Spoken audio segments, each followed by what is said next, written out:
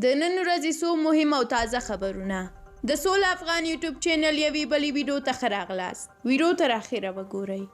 حامد کرزی وایي د نورو هیوادونو لخوا د طالبانو حکومت په رسمیت پیژندلو لپاره اړینه ده لومړی دا ډاډ ترلاسه شي چې حکومت د ټولو استازیتوب کوي، په کور دننه قانوني مشروعیت لري او د دې لپاره بیا پکار ده چې لویه جرګه جوړه شي.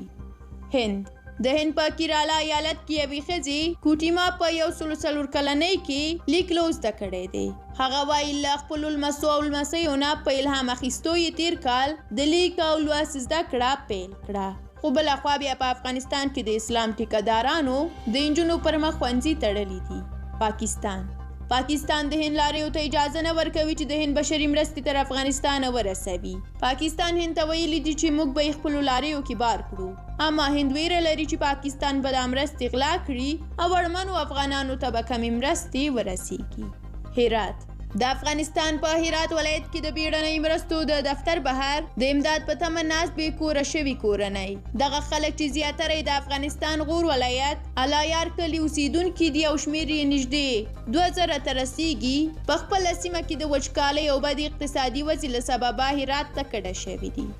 اسلامي امارت د اسلامي امارت په اړیکو کې د نفوذي کسانو د حضور په تړاو تر اندېښنو وروسته د صفونو د تصفیې کمیسیون رئیس هم تاییدوي چې د اسلامي امارت په اړیکو کې نفوذي کسان حضور لري.